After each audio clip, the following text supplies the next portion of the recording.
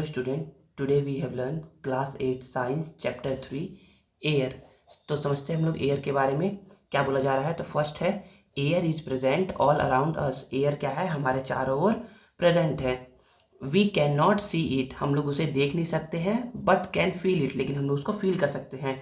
जैसे अभी आप जहाँ पर प्रेजेंट है ना, वहाँ पर क्या है, आपके चारों ओर क्या है, एयर प्रेजेंट है। आप उसको देख नहीं सकते हो, लेकिन आप उसको क्या कर सकते हो, फील कर सकते हो। नेक्स्ट बोला जा रहा है it is necessary for living organism. ये क्या है, सारे लिविंग ऑर्गेनिज्म के लिए बहुत ज़्यादा जरूरी है। We can not remain alive without breathing even for a few minute. अगर हम लोग कुछ मिनट तक हम लोग क्या करें, ब्रीदिंग नहीं करेंगे ना, तो हम लोग जिंदा नहीं रह सकते हैं।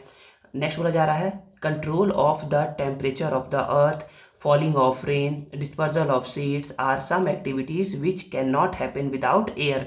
मतलब कि बिना एयर के ये सारी चीज़ें क्या हो सकती है, एक्टिविटी जो है ना अर्थ पे नहीं होगी। क्या क्या, टेम्परेचर ऑफ द अर्थ, मतलब कि अर्थ का टेम्परेचर, अगर एयर नहीं रहेगा ना तो अर्थ का टेम्परेचर क्या रहेगा, जो अभी नॉर्मल टेम्परेचर रहता है वो नहीं रहेगा।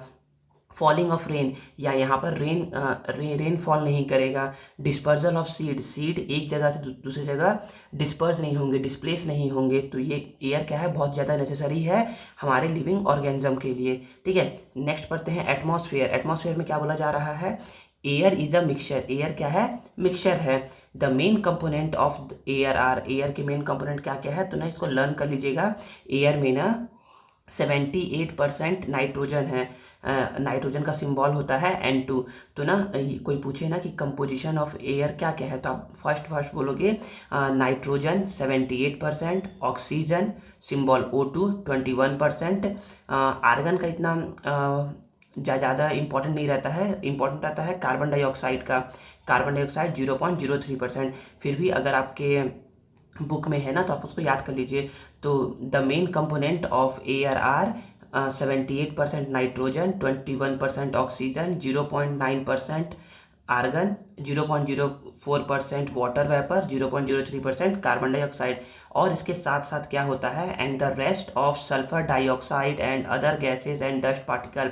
तो एयर में ना डस्ट पार्टिकल्स भी होते हैं, बहुत सारे गैसेस होते हैं। इन सभी गैसेस के अलावा बहुत सारे गैसेस होते हैं, सल्फर डाइऑक्साइड होते हैं। ठीक है, नेक्स्ट पढ़ते हैं ozone layer is found above the earth surface at about 16 to 23 kilometre distance. हमारे अर्थ सरफेस से, जो भी ये अर्थ सरफेस है, इससे 16 to 23 किलोमीटर के डिस्टेंस पर ना एक लेयर पाया जाता है, जिसको क्या बोलते हैं हम लोग, ओजोन लेयर बोलते हैं। 3 atom of oxygen combine to form 1 ozone molecule. मतलब कि ऑक्सीजन के 3 एटम मिलेंगे ना, एक साथ मिलेंगे ना, तो क्या क्या फॉर्म होगा, ओजोन का 1 मॉलिक्यूल फॉर्म होगा। तो इसीलिए ओजोन का फॉर्मूला होता है O3। ठीक है, नेक्स्ट बोला जा रहा है दिस लेयर मतलब ozone layer block the harmful ultraviolet rays. Ozone layer क्या करता है, ब्लॉक करता है हार्मफुल अल्ट्रावायलेट रेस को, यूवी रेस इसको बोलते हैं, यूवी रेस। दस the ozone layer help in protecting us from skin cancer. और इस तरीके से ओजोन लेयर क्या करता है, हमें बचाता है स्किन के कैंसर होने से। ठीक है, नेक्स्ट अब क्वेश्चन है, नाउ आंसर दिस क्वेश्चन। तो क्वेश्चन समझते हैं हम लोग। तो फर्स्ट क्वेश्चन क्या बोला जा रहा है, air is a mixture of gases, what are they. तो बोलोगे air is a mixture, the main component of air are, जो यहाँ पर दिया हुआ है ना, यहाँ से लिखना चालू करोगे, air is a mixture, the main component of air are 78% nitrogen, 21% oxygen, 0.9% argon, 0.04% water vapor, 0.03% carbon dioxide and rest other gases and dust particles. Okay, next question है what is ozone layer. Ozone layer क्या होता है, तो simple सा बोलोगे ozone layer is found above the earth surface as at about 16 to 23 kilometer distance. 3 molecule of ozone combine to form 1 ozone molecule, sorry, 3 molecule of oxygen combine to form 1 ozone molecule. What is it importance, इसका importance क्या है, तो this layer block the harmful ultraviolet rays, thus the ozone layer help in protecting us from skin cancer. Next question है which are the gas which have the maximum percentage in air.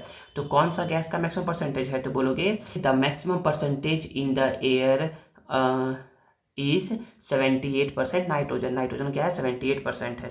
इसका answer क्या हो जाएगा? 78% nitrogen. Okay, याद रखिएगा, symbol लिखना मत भूलिएगा ना। नाइट्रोजन का सिंबल हो गया N2, ऑक्सीजन का O2, आर्गन का AR, वाटर वेपर तो कोई बात नहीं है।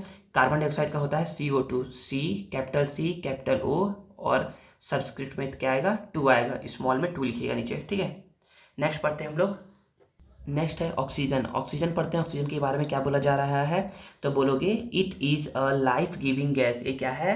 लाइफ गिविंग गैस, मतलब हमको लाइफ प्रोवाइड करता है सर्वाइव रहने के लिए इस अर्थ पे। मेथड ऑफ प्रिपरेशन, ऑक्सीजन को कैसे प्रिपेयर किया जाएगा। तो एक एक्टिविटी है, एक्टिविटी फर्स्ट समझते हैं इस एक्टिविटी को। क्या बोला जा रहा है? तो मटेरियल रिक्वायर्ड, क्या क्या मटेरियल रिक्वायर्ड होगा ऑक्सीजन गैस को प्रिपेयर करने के लिए। तो पहले चाहिए स्टैंड, चाहिए हमें हीटिंग एपरेटस। हीटिंग एपरेटस मतलब कि उस एपरेटस को हीट करने के लिए कोई इक्विपमेंट चाहिए, जैसे कि कैंडल हो सकता है, आपका ट्राइपॉड लैंप हो सकता है, ऐसा कुछ। थिक ग्लास टेस्ट ट्यूब चाहिए, rubber tube, through two test tube चाहिए, कॉर्क चाहिए, cotton and potassium permanganate चाहिए। ये सब सारी चीज़ चाहिए ऑक्सीजन को प्रिपेयर करने के लिए। तो इसमें क्या करना है, तो प्रोसीजर दे देते हैं। प्रोसीजर, यहाँ पर प्रोसीजर लिख करके बोला जा रहा है, take about 2 to 3 gram of potassium permanganate in the thick glass test tube. तो एक टेस्ट ट्यूब में क्या लेना है? 2 से 3 ग्राम क्या लेना है? पोटेशियम पर मैग्नेट लेना है। As per figure 3.1 arrange the apparatus. Figure 3.1 कैसे क्या करना है? एपरेटस को अरेंज करना है। Now heat the test tube, और उसको फिर हीट करना है। And collect the gas formed, और जो गैस कलेक्ट हुआ है ना उसको क्या करना है? कलेक्ट करना है in a test tube which is filled with water and kept in water, क्या, और उसको ना उल्टा करके रखे रहना है। मतलब ये गैस फॉर्म हो गया, तो इसमें करना क्या, करने के लिए क्या बोल रहा है? तो पहले एक टेस्ट ट्यूब लेना है, टेस्ट ट्यूब में 2 से 3 ग्राम पोटेशियम परमैंगनेट लेना है, उसको क्या करना है?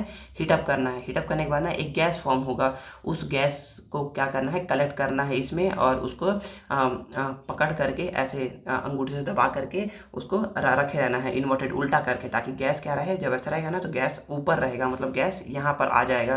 क्योंकि गैस क्या होता है? हल्का होता है, लाइट होता है, तो गैस क्या हो जाएगा? ऊपर आ जाएगा।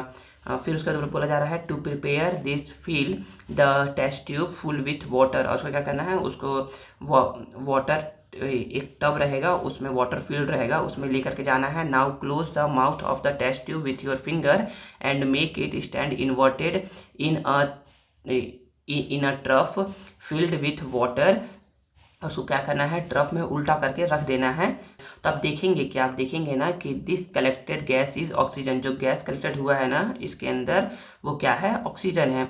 तो इसमें बोला क्या जा रहा है? तो इसमें केमिकल रिएक्शन क्या हुआ? केमिकल रिएक्शन ये हुआ ना कि जब हम लोगों ने क्या किया, पोटेशियम परमैंगनेट को ना हीटअप किया, गर्म किया ना, पोटेशियम परमैंगनेट को क्या किया? हीटअप किया। डेल साइन मतलब होता है उसको हीट किया जा रहा है, ठीक है। तो जब हम लोगों ने पोटेशियम परमैंगनेट को हीटअप किया ना, तो ये पोटेशियम मैग्नेट में कन्वर्ट हो गया, प्लस मैग्नीशियम डाइऑक्साइड बनाया, और ऑक्सीजन गैस क्या किया? लिबरेट किया।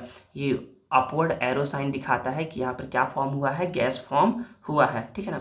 तो पोटेशियम परमैंगनेट को हीटअप करने पर ऑक्सीजन गैस रिलीज होती है, याद रखिएगा। देखिए अब नेक्स्ट बोला जा रहा है प्रिकॉशन। तो प्रिकॉशन को हम लोग को नहीं पढ़ना है, ठीक है, प्रिकॉशन मत पढ़िएगा।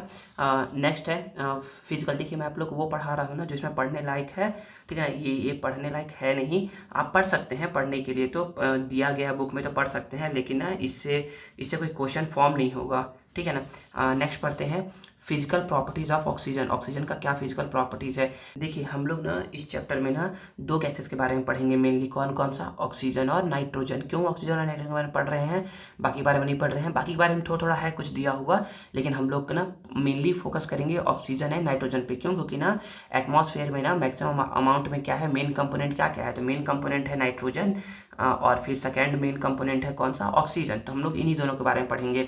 तो बोला जा रहा है कि physical properties of oxygen. Oxygen का फिजिकल प्रॉपर्टीज क्या क्या है। तो फिजिकल प्रॉपर्टीज मतलब कि कैसे अपीयर होते हैं, दिखने में कैसे होते हैं, स्मेल में कैसे होते हैं, उनका स्टेट कैसा होता है, कुछ ये सारी चीज़ें। तो बोला जा रहा है कि प्रॉपर्टीज ऑफ ऑक्सीजन, तो पहला है फिजिकल स्टेट। तो फिजिकल ऑक्सीजन किस स्टेट में रहते हैं, तो ऑक्सीजन रहते हैं गैसियस स्टेट में। स्पेलिंग पे फोकस मत करिएगा, गैसियस स्टेट लिख लीजिएगा, स्पेलिंग गलत हो सकता है। Gaseous state. कलर, कलर इनका कैसा रहता है, तो ये रहते हैं कलरलेस। ऑर्डर, ऑर्डर मतलब कि इसका स्मेल कैसा होता है, तो ये ऑर्डरलेस होते हैं। Weight as compare to water, water से इनका वेट कैसा होता है, तो वाटर से इनका वेट हल्का होता है, लाइट होता है, लाइटर होता है। सॉलिबिलिटी इन वाटर, वाटर में कैसे घुले हुए होते हैं, तो वाटर में ये लेस सॉल्युबल होते हैं। लेस सॉल्युबल मतलब कि बहुत कम कम सॉल्युबल होते हैं, अच्छी तरीके से ये सॉल्युबल नहीं हुए रहते हैं। ये सॉल्युबल होते हैं लेकिन अच्छे तरीके से नहीं रहते हैं, लेस सॉल्युबल रहते हैं ये, ठीक है। फिजिकल प्रॉपर्टीज़ ऑफ ऑक्सीजन पढ़ने के बाद अब हम पढ़ते हैं केमिकल प्रॉपर्टीज़ ऑफ ऑक्सीजन, मतलब कि ये जब किसी से रिएक्शन करता है ना, किसी से केमिकली कंबाइन होता है तो कैसा क्या क्या प्रॉपर्टी शो करता है उसके बारे में। तो एक एक्टिविटी है, एक्टिविटी को करते हैं। तो एक्टिविटी में बोला ये जा रहा है ना, मटेरियल रिक्वायर्ड, क्या क्या मटेरियल रिक्वायर्ड होगा, तो test tube filled with oxygen, मतलब कि एक ऑक्सीजन में, मतलब कि एक टेस्ट ट्यूब में ऑक्सीजन फील्ड होगा। इंसेंस स्टिक, मतलब कि एक अगरबत्ती, और मैच बॉक्स, एक मैच बॉक्स होगा, ठीक है। तो देखते हैं इसमें क्या करने के लिए बोला है। तो हम लोग को बोला जा रहा है कि टेक अ टेस्ट ट्यूब, एक टेस्ट ट्यूब लेना है filled with oxygen, test tube filled with oxygen, इसके अंदर ऑक्सीजन गैस फील्ड है। Light and incense stick with the match stick, मतलब कि एक माचिस की सहायता से एक स्टिक को जला लेना है। Take this incense stick near the mouth of the test tube, और उसको ना जलते हुए इंसेंस स्टिक को इसके मुंह के पास लेकर के जाना है जहाँ पर ये गैस फील्ड है, filled with oxygen. And write the answer of the following question in your copy, और आंसर राइट करना है आपके कॉपी में कि आप क्या देखते हैं। तो जब आप ये एक्टिविटी करेंगे ना, तो आप खुद देखेंगे कि आपको क्या देखने को मिल रहा है। लेकिन जब आप एक्टिविटी नहीं करेंगे, सिंपल पढ़ेंगे, आप बस थ्योरी बस पढ़ेंगे, तो जो बता रहा हूँ वो सही है। तो क्या है पहला, does oxygen burn by itself, क्या ऑक्सीजन खुद से जलता है क्या, नहीं, तो ऑक्सीजन खुद से नहीं जलता है, no, oxygen does not burn by itself, oxygen खुद से नहीं जलता है। Does it help the incense stick to burn, क्या ये स्टिक को जलने में मदद करता है क्या, हेल्प करता है क्या, तो यस, ये क्या करता है, जलने में हेल्प करता है। इससे होगा क्या, तो जब आप इसके पास लेकर के जाएंगे ना, तो ये ना और तेज़ी से जलने लगेगा। आप सपोज करिए कि आप ना घर में ना एक अगरबत्ती जलाते हैं, और ना क्या करते हैं, आप सिंपल उसको अभी रखे रहते हैं अपने हाथों में, और फैन अभी ऑफ है, तो क्या करेगा, अब अभी वो नॉर्मली जलेगा, और जैसे ही आप उसको ना चलते हुए फैन ऑन करेंगे ना, तब देखिएगा वो ना, और उसका फ्लेम क्या हो जाएगा, उसको और तेज हो जाएगा, वो ज़्यादा लाइट अप होकर के जलेगा और तुरंत खत्म हो जाएगा, ठीक है। तो यही होता है यहाँ पर भी। तो बोला जा रहा है when you bring the lighted incense stick near the test tube filled with oxygen, जब आप क्या करते हो, लाइटेड इंसेंस स्टिक को लेकर के जाते हो नियर द टेस्ट ट्यूब के पास, जो कि फील्ड, जिसमें कि फील्ड रहता है ऑक्सीजन, इट स्टार्ट बर्निंग वाइग्रोसली, मतलब कि बहुत तेज़ी से जलने लगता है।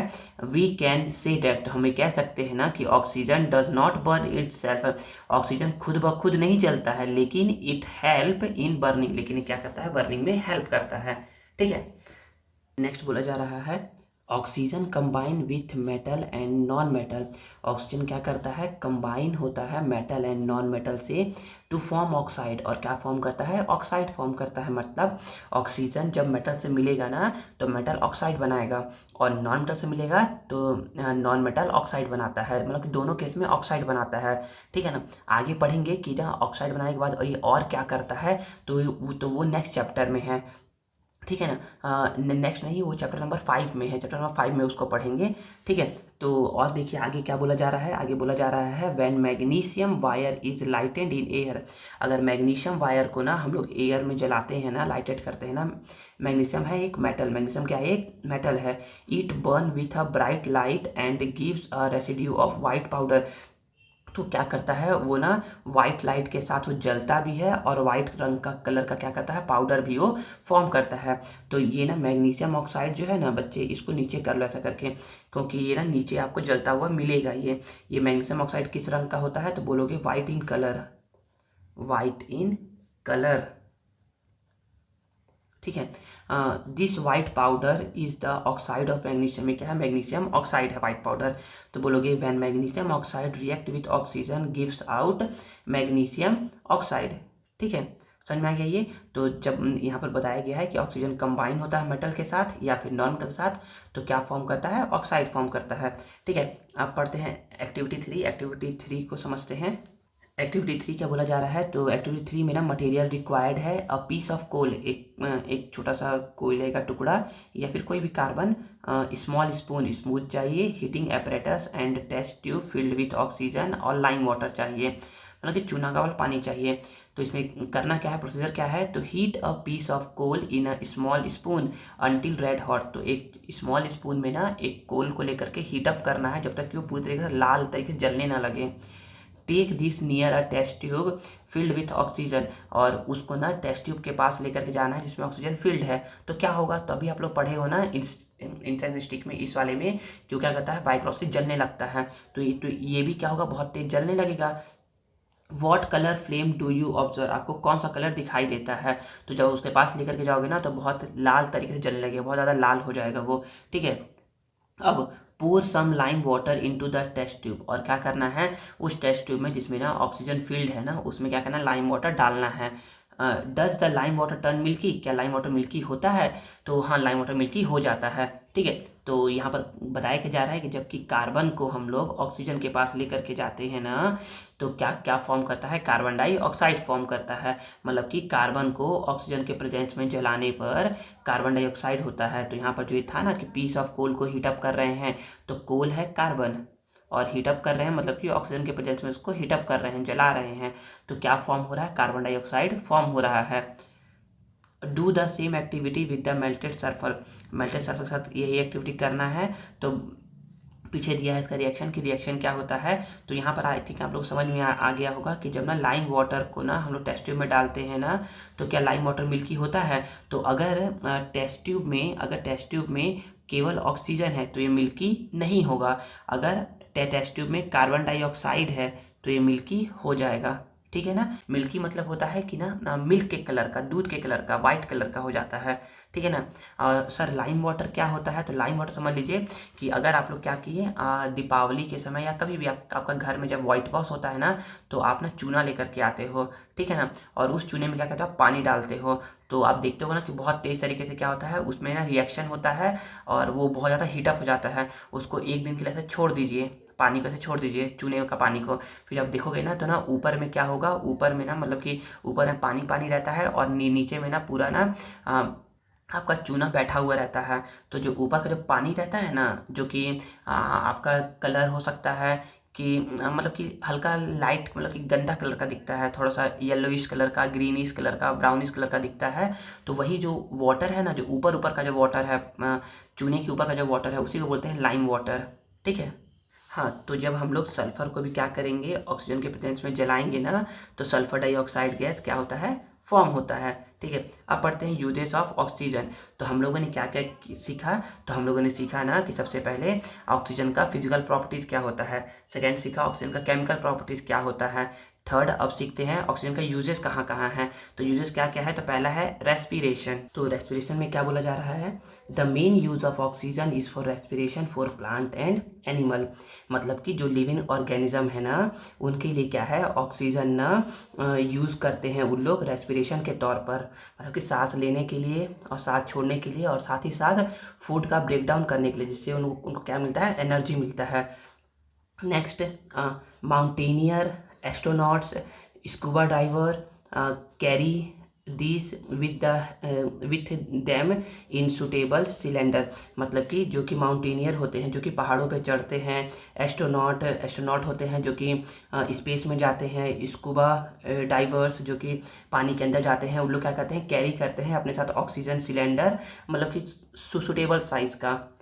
अब नेक्स्ट तीसरा यूजेस क्या है, तो हॉस्पिटल में अस्थमा पेशेंट जो होते हैं, जो हार्ट पेशेंट होते हैं, या न्यू बॉर्न बेबीज़ जो होते हैं, जिनको क्या होता है, ब्रीदिंग में थोड़ा सा डिफ़िकल्टी होता है ना, वो भी क्या कहते हैं, ऑक्सीजन मास्क लगा करके रखे रहते हैं, ठीक है ना। अभी आप लोगों ने देखा था कोरोना के टाइम पे भी क्या था, लोग हॉस्पिटल में ना ऑक्सीजन सिलेंडर का क्या हो रहा था, बहुत ज़्यादा कमी हो रहा था। तो ये सारी चीज़ों में ऑक्सीजन का यूज़ होता है। नेक्स्ट है वेल्डिंग। वेल्डिंग में भी ऑक्सीजन का यूज़ है, तो क्या है, mixture of oxygen and some other gas, मतलब कि ऑक्सीजन और कुछ गैसेस को मिला करके हम लोग क्या करते हैं, एक फ्लेम तैयार करते हैं जो कि जॉइन करता है मेटल ऑब्जेक्ट को, मतलब कि अगर ये दो मेटल है ना, तो इन दो मेटल को जॉइन करने के लिए हम लोग क्या करते हैं, ऑक्सीजन और उसके साथ कुछ और गैस को मिलाते हैं और फिर क्या करते हैं, इसको ना जॉइन करते हैं, उसी की हेल्प से, ठीक है ना। तो ऑक्सीजन का यहाँ वेल्डिंग में भी यूज़ होता है, ठीक है। अब नेक्स्ट पढ़ते हैं, नाउ आंसर दिस क्वेश्चन। तो पहला क्वेश्चन क्या है, एक्सप्लेन द रिएक्शन, रिएक्शन को बताना है, which takes place when potassium permanganate is heated. तो जब पढ़े थे ना कि जब ना पोटेशियम परमैंगनेट को हीटअप करते हैं ना, तो क्या क्या रिलीज होता है, ऑक्सीजन गैस रिलीज होता है। तो यहाँ पर वही बताया जाएगा, तो इसको रिएक्शन दे दीजिएगा और बोलिएगा कि when potassium permanganate is heated oxygen gas formed, ठीक है। नेक्स्ट है question number second, what happened when red hot coal is brought near a test tube filled with oxygen। क्या होता है जब रेड हॉट कोल को लेकर के जाया जाता है एक टेस्ट ट्यूब के पास जिसमें ऑक्सीजन फिल्ड होता है, तो क्या होगा, जो रेड हॉट कोल होता है ना वो वाइग्रोसली क्या होता है, जलने लगता है और तेजी से जलने लगता है वो, ठीक है। तो यही इसमें लिखेंगे। थर्ड क्वेश्चन है, what are the uses of oxygen in our daily life. तो डेली लाइफ में क्या ऑक्सीजन का यूज़ है, तो इसमें बोल सकते हो रेस्पिरेशन में, वेल्डिंग में, जो आपको पसंद हो इसके अंदर याद करके आप लोग उसको बता सकते हो। नेक्स्ट पढ़ते हैं, यूजेस ऑफ नाइट्रोजन, नाइट्रोजन का क्या यूजेस है, तो समझते हैं इसको। तो इसमें बोला जा रहा है, what would happen if there were only oxygen gas in the atmosphere. अगर एटमॉस्फेयर में ऑक्सीजन गैस इतना इम्पॉर्टेंट है ना, तो क्यों ना ऑक्सीजन में बस केवल ऑक्सीजन, क्यों ना एटमॉस्फेयर में केवल ऑक्सीजन गैस ही रहता, तो क्या होता उससे, अगर ऑक्सीजन ही रहता नाइट्रोजन नहीं रहता तो क्या होता। तो बोला जा रहा है कि प्रेजेंस ऑफ नाइट्रोजन, अगर नाइट्रोजन प्रेजेंस रहता है ना एटमॉस्फेयर में, तो decrease the action of oxygen. तो जो ना ऑक्सीजन का जो एक्शन है ना वो क्या होता है, डिक्रीज हो जाता है, जो कि बिल्कुल सही भी है। अगर नहीं होगा ना ऐसा, तो क्या होगा, जो भी आपके मटेरियल है ना, जो भी मेटल ऑब्जेक्ट है या नॉन मेटल ऑब्जेक्ट है, वो क्या करेंगे, ऑक्साइड फॉर्म करेंगे और वो डिके होना तुरंत तुरंत स्टार्ट हो जाएंगे। जैसे कि आयरन ऑब्जेक्ट पे क्या लगता है, रस्टिंग लगता है, जंग लगता है। तो क्या होगा, अगर नाइट्रोजन नहीं रहता ना, तो ना तुरंत तुरंत क्या होता, आपका आयरन ऑब्जेक्ट तुरंत खराब हो जाता, डिके हो जाता। तो इसलिए ऑक्सीजन के साथ साथ नाइट्रोजन का भी होना यहाँ क्या है, बहुत ज़्यादा ज़रूरी है। और नाइट्रोजन का ज़्यादा होना ज़रूरी है, जिससे ऑक्सीजन कम रहेगा तो रिएक्शन कम होगा और कोई भी चीज़ जल्दी डिके नहीं होगा। तो यही बताता है कि नाइट्रोजन अगर ज़्यादा है एटमॉस्फेयर में तो वो डिक्रीज करता है एक्शन ऑफ ऑक्सीजन को, ठीक है। अब नेक्स्ट है, some of the uses of nitrogen are as follow. तो क्या क्या यूजेस है नाइट्रोजन के, तो पहला यूज पढ़ते हैं नाइट्रोजन का, it is necessary for growth of plant and animal. Nitrogen क्या करता है, एनिमल और प्लांट दोनों के क्या करता है, ग्रोथ में हेल्प करता है। Second, a large amount of nitrogen react with hydrogen. Large amount में नाइट्रोजन क्या करता है, रिएक्ट करता है हाइड्रोजन के साथ और फॉर्म करता है अमोनिया। और इसी अमोनिया का यूज़ करते हैं हम लोग फर्टिलाइज़र और यूरिया, फर्टिलाइज़र बनाने में, जैसे कि यूरिया बनाने में, ठीक है ना। फर्टिलाइज़र जो कि क्या होता है, क्रॉप के प्रोडक्शन में हेल्प करता है। नेक्स्ट है, because of its inert nature, क्योंकि नाइट्रोजन क्या होता है, ज़्यादा रिएक्शन नहीं करता है, इनर्ट नेचर का होता है। It is used in filling electric lamp to prevent oxidation of filament. इसको फिल किया जाता है इलेक्ट्रिक लैम्प में, जिससे क्या हो, फिलामेंट का ऑक्सीडेशन से बचाव हो सके, ठीक है। फोर्थ है, it is also use to keep stored food item fresh. तो इसका यूज़ करते हैं हम लोग इस फूड को स्टोर करने के लिए ताकि वो फ्रेश रहें। जैसे कि ना मान लीजिए ना कि आप ना लेस खाते हैं, कुरकुरे खाते हैं, तो उनके अंदर देखते हो आप एक गैस फिल रहता है, तो गैस क्या है, वो गैस है नाइट्रोजन, ठीक है ना। सर अगर उसमें ऑक्सीजन रहेगा तो क्या हो जाएगा, तो उसमें क्या लगा, अगर ऑक्सीजन रहेगा ना उसके अंदर, उस लेज और कुरकुरे के पैक में, तो क्या हो जाएगा वो ना बहुत ज़्यादा, बोलते हैं ना कि एयर लग गया है, हवा लग गया है, वैसा हो जाएगा वो। और नाइट्रोजन क्या होता है, इनर्ट नेचर का होता है, इसलिए उसको फील कर सकते हैं उसके अंदर, वो फूड आइटम से रिएक्ट नहीं करेगा और हमारा फूड आइटम क्या रहेगा, प्रिजर्व रहेगा लॉन्ग टाइम तक, ठीक है। Seal packed snack as potato chips, packets of uncooked food and dry food and fried food are filled with this gas. It does not allow the oxygen present in air to come in contact. और जब उसमें fill रहता है nitrogen, तो वो air को oxygen को अंदर आने नहीं देता है, ठीक है। नेक्स्ट है, फिफ्थ है, liquid nitrogen is used as cooling agent in industry. तो जो भी कूलिंग इंडस्ट्रीज है ना, उसमें ना लिक्विड नाइट्रोजन का यूज़ करते हैं ठंडा रखने के लिए। Use for storing blood and organ for transplantation. तो ब्लड को स्टोर करने के लिए या बहुत सारे जो ऑर्गन होते हैं उनको स्टोर करने के लिए हम लोग लिक्विड नाइट्रोजन का यूज़ करते हैं, ठीक है।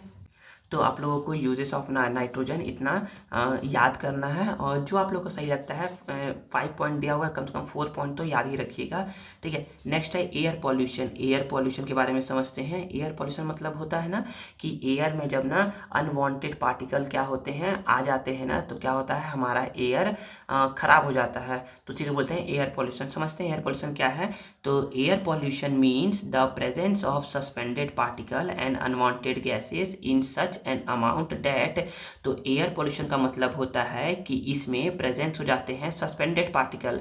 सस्पेंडेड मतलब होते हैं जो कहीं जाने वाले नहीं हैं, जो यहीं पर रहेंगे, suspended particle. And unwanted gas, unwanted gas मतलब कि जो हमें चाहिए नहीं लेकिन फिर भी वो प्रेजेंट है हमारे एटमॉस्फेयर में, इन सच एन अमाउंट, कुछ इस अमाउंट में ना, that their presence is harmful to man and other living organism.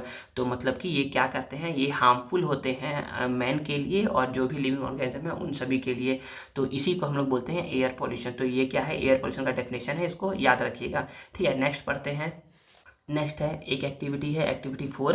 Activity 4 में क्या बोला जा रहा है, तो एक्टिविटी 4 में बोला जा रहा है कि मटेरियल रिक्वायर्ड, हम लोग को एक मटेरियल लेना है। क्या क्या लेना है, वाइट पेपर चाहिए, ऑयल चाहिए और वैसलीन चाहिए। इसमें करना क्या है, इसमें करना बहुत इजी है। अप्लाई ऑयल या फिर Vaseline on one side of the paper. तो हमको एक वाइट पेपर में ना एक साइड में ना या तो वैसलीन लगा लेना है या फिर ऑयल लगा लेना है, ठीक है। Now leave this paper in an open air. तो हम लोग को क्या करना है, उस पेपर को जिसमें ऑयल या फिर वैसलीन लगाया है ना, उस साइड को जाकर के एयर में रख देना है। Take care that the oil और vaseline upper side is falling upward, मतलब फेसिंग अपवर्ड। तो मतलब कि यही बोला जा रहा है कि अगर इस साइड, मतलब कि इस सरफेस में मैंने अगर ऑयल वैसलीन लगाया है ना, तो इसको ऐसे ही जा करके रख दूंगा मैं, इसको उल्टा करके नहीं रखूंगा, इसको फेसिंग अपवर्ड रखूंगा। After 10 minute compare this paper with a plain paper. तो एक दूसरा वाइट पेपर लेना है और उसे कंपेयर करना है ना कि दोनों में क्या देखने को मिल रहा है हमें। तो डू यू फाइंड, हम लोग ये पाएंगे ना, do you find any difference. तो हाँ, हम लोग को डिफरेंस मिलेगा। डिफरेंस ये मिलेगा ना कि ना इस ऑयल वाले पेपर में या वैसलीन वाले पेपर में क्या होगा, बहुत सारा ज़्यादा डस्ट पार्टिकल इसमें आ गया होगा, ठीक है, सस्पेंडेड हो गया होगा। Now you must have come to know, तब आपको पता चल गया है ना, how polluted our neighbourhood is, कि हमारा आसपास कितना ज़्यादा पॉल्यूटेड है। Different student at different place can do the same activity. Write your finding in table 3.2 and then compare your notes. You can also choose place other than what is given in the table. In this way you can know which place of your village or town is most populated. तो इसको करना नहीं है, बस समझ गए हैं ना, तो इतना ही समझना है कि ना क्या है, हमारे एयर में ना बहुत ज़्यादा डस्ट पार्टिकल प्रेजेंट रहते हैं या अनवांटेड पार्टिकल, अनवांटेड गैसेस है जो कि हमारे एयर को क्या कर रहे हैं, पॉल्यूट कर रहे हैं, ठीक है। तो यहाँ पर नेक्स्ट है टेबल 3.2। टेबल 3.2 क्या है, तो यहाँ पर बुलाया जा रहा है कि प्लेस, लोकेशन, ऑब्जर्वेशन है। तो नियर फायर प्लेस, जहाँ पर आग जलता है वहाँ पर जाकर के देखिए, तो वहाँ पर कुछ होगा डस्ट पार्टिकल, बहुत ज़्यादा होगा dust particle. At cross road, जहाँ पर रोड क्रॉसिंग होता है वहाँ पर तो बहुत ज़्यादा वहाँ पर व्हीकल चलता है, तो व्हीकल से जो गैसेस निकलते हैं वो होंगे। नियर फैक्ट्री, जहाँ पर फैक्ट्रीज है वहाँ से गैसेस निकलते हैं, एसेस निकलते हैं, स्मोक निकलता है। Near the window of your house, तो यहाँ पर सबसे कम पॉल्यूशन होगा। फिर उसके बाद अलग जगह पर पॉल्यूशन अलग अलग होगा, ठीक है। नेक्स्ट है, तो इसको ज़्यादा उतना पढ़ना नहीं है, बस समझना है कि हमारे आसपास क्या है, एयर, हमारे आसपास का एयर क्या है, पॉल्यूटेड है, ठीक है। नेक्स्ट है for getting information of pollution there is another method also. मतलब कि हम लोग को पॉल्यूशन के बारे में अगर और जानना, मतलब कि और ज़्यादा इन्फॉर्मेशन चाहिए ना, तो हम एक और अदर मेथड भी यूज़ कर सकते हैं। क्या है method, for this collect leaf from tree of different place as garden का, road, school, industrial place etcetera. मतलब कि हम लोग क्या करते हैं, हम लोग जाते हैं गार्डन से एक पत्ता तोड़ करके लेके आते हैं, एक रोड साइड से, एक स्कूल से, एक इंडस्ट्रियल प्लेसेस से। तो हम लोग देखेंगे ना कि ना जहाँ का, मतलब कि जहाँ पर कम पॉल्यूशन होगा ना, वहाँ पर ना पत्ते के ऊपर ना डस्ट पार्टिकल बहुत कम होंगे। जहाँ पर ज़्यादा पॉल्यूशन होगा वहाँ पत्ते के ऊपर क्या होंगे, डस्ट पार्टिकल ज़्यादा होंगे। तो इससे पता चल जाएगा ना कि ना कौन सा एरिया क्या है, ज़्यादा पॉल्यूटेड है, या कहाँ पर ज़्यादा हलचल होती है, मतलब कि भीड़ रहता है, क्राउडेड प्लेस रहता है। तो जहाँ पर क्राउडेड प्लेस होगा वहाँ पर क्या होगा, वहाँ पर डस्ट बहुत ज़्यादा होगा, या एटमॉस्फेयर वहाँ का क्या होगा, एयर क्या होगा, ज़्यादा पॉल्यूटेड होगा। Look at this leave, see the dust on them and try to find the thickness of the dust on them. तो नहीं करेंगे, ये सब फालतू है। नेक्स्ट है pollutant can be of any variety, pollutant अलग अलग वेराइटी के होते हैं। दे कैन बी सॉलिड और गैस, ये सॉलिड भी हो सकते हैं, गैस भी हो सकते हैं। Solid particles are also called suspended particle, solid particles को हम क्या बोलते हैं, सस्पेंडेड पार्टिकल बोलते हैं ना। तो जो क्या होते हैं बताया था ना, सस्पेंडेड पार्टिकल ऐसे पार्टिकल होते हैं जो कहीं जाने वाले नहीं है, ये यहीं पर प्रेजेंट रहेंगे, ठीक है ना। सस्पेंडेड पार्टिकल है solid particle. This particle are not only harmful to human health, ये पार्टिकल केवल ह्यूमन हेल्थ के लिए ही हार्मफुल नहीं है, बल्कि ये जो पार्टिकल है ना but also make the environment misty और डिम, ये क्या करते हैं, इन्वायरमेंट को भी खराब करते हैं। फिर नेक्स्ट है some main causes of pollution are as follows, तो कुछ मेन कॉजेस है पॉल्यूशन के जो कि हम बताया जा रहा है। तो पहला है व्हीकल, तो व्हीकल क्या है, तो व्हीकल में बोला जा रहा है use of vehicle has increase day by day, मतलब कि व्हीकल का यूज़ क्या हो रहा है, दिन प्रतिदिन बढ़ते ही जा रहा है। कार, बस, truck, auto rickshaw run on petrol और डीजल, ये सारे क्या होते हैं, रन करते हैं डीजल और पेट्रोल पर। Which are fuel obtain from biological reaction, मतलब कि इसमें जो भी फ्यूल यूज़ होते हैं ना वो बायोलॉजिकल रिएक्शन से बने हुए होते हैं।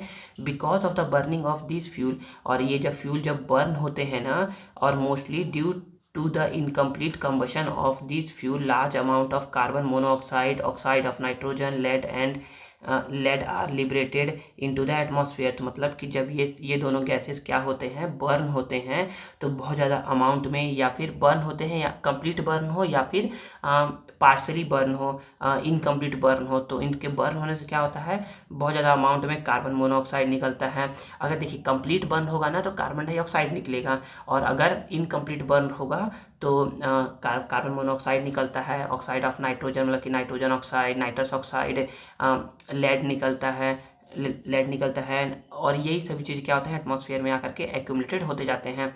These gas seriously injure human health, vegetation and other object, तो ये क्या करते हैं, ये बहुत ज़्यादा अमाउंट में क्या करते हैं, ये ह्यूमन के हेल्थ को प्रॉब्लम क्रिएट करते हैं, वेजिटेशन को प्रॉब्लम क्रिएट करते हैं, और अदर ऑब्जेक्ट को, ठीक है।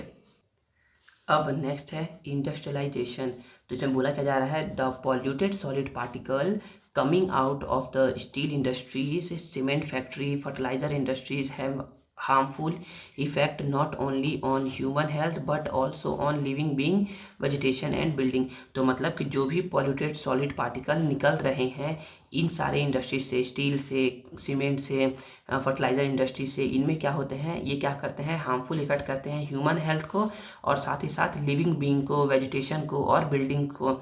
With the increase of pollution and expanding industries, the need for more energy has increased, मतलब कि जितना ज़्यादा पॉल्यूशन बढ़ रहा है ना, जितना ज़्यादा पॉपुलेशन बढ़ रहा है, और उसके साथ ही क्या हो रहा है, इंडस्ट्री एक्सपेंड हो रहा है, ताकि जो लोगों की एनर्जी का नीड है ना, जो जिस तरीके से बढ़ रहा है वो फुलफिल हो सके। तो इसके लिए क्या कर रहे हैं, for this many big project have been started, बहुत ज़्यादा बड़े बड़े प्रोजेक्ट क्या कर रहे हैं, स्टार्ट किया जा रहा है। The increased use of coal in this energy station has increased air pollution, और अगर एनर्जी का मांग बढ़ रहा है, नीड बढ़ रहा है ना, तो ना कोल भी क्या हो रहा है, ज़्यादा अमाउंट में यूज़ हो रहा है एनर्जी स्टेशन में। और अगर एनर्जी स्टेशन मतलब होते हैं जहाँ से एनर्जी प्रोड्यूस होता है, और अगर ज़्यादा कोल यूज़ होंगे एनर्जी स्टेशन में तो क्या होगा, एयर पोल्यूशन भी क्या हो जाएगा, इंक्रीज हो जाएगा। अलॉन्ग विथ दिस, इसके साथ ही साथ large amount of ashes is also throw out of this station, और बहुत ज़्यादा अमाउंट में क्या होते हैं, राख जो होते हैं ना, कोल के जलने के बाद वो क्या होते हैं, इस स्टेशन से निकाले जाते हैं। Which cover a large area of the ground, और ये क्या करते हैं, एक लार्ज एरिया ऑफ ग्राउंड को क्या करते हैं, कवर कर लेते हैं। जिससे क्या होता है, जो भी उसके आसपास के जो लोग रहते हैं ना, वो क्या रहते हैं, उनके घरों में ऐस आते रहेगा हमेशा। अगर मान लीजिए ना कि उनके घर वाले क्या कर रहे हैं, सुबह सुबह घर को साफ कर रहे हैं, और 1-2 घंटे बाद उसमें फिर से क्या आ जाएगा, ऐसे जा करके गिर जाएगा, जो उस फैक्ट्रीज के आसपास रहते हैं उनका मैं बोल रहा हूँ, ठीक है। अब नेक्स्ट है measures to control air pollution, क्या क्या मेजर्स लिए गए हैं एयर पोल्यूशन को कंट्रोल करने के लिए, या क्या क्या कदम उठाए जा सकते हैं एयर पोल्यूशन कंट्रोल करने के लिए, तो समझते हैं। For decreasing the air pollution we must adopt pollution controlling method as, तो अगर हमको एयर पॉल्यूशन डिक्रीज करना है ना, तो हम क्या करेंगे, अडॉप्ट करेंगे पॉल्यूशन कंट्रोलिंग मेथड। क्या क्या है, पहला है change the method of manufacture such that less quantity of polluting material is liberated। मतलब कि हम लोग मैन्युफैक्चरिंग मेथड को चेंज करेंगे जिससे क्या होगा, जो पॉल्यूटिंग मटेरियल निकल रहा है ना वो क्या हो, लेस क्वांटिटी में निकले। ठीक है। Second, for energy production, energy production के लिए हम लोग लेस पॉल्यूटिंग मेथड को यूज़ करेंगे, जैसे कि सोलर एनर्जी को यूज़ करेंगे, विंड एनर्जी को यूज़ करेंगे, और भी बहुत सारी चीज़ें हैं उनको यूज़ करेंगे। टाइडल एनर्जी हो गया, हाइडल एनर्जी हो गया, हाइड्रो इलेक्ट्रिक एनर्जी हो गया, ये सभी। थर्ड है check the vehicle of for air pollution measure, और व्हीकल का क्या करवाएंगे, time to time pollution check करवाएंगे कि हमारा व्हीकल कहीं ज़्यादा पोल्यूशन तो क्रिएट नहीं कर रहा है जिससे एनवायरनमेंट को नुकसान ना पहुँचे। नेक्स्ट है burning of dry leaves, twigs of trees, paper and waste product must not be done in open but disposal of in a safe manner. मतलब कि हम लोग इन सारे चीज़ों को ना क्या करेंगे, जलाएंगे नहीं या ओपन एरिया में फेंकेंगे नहीं।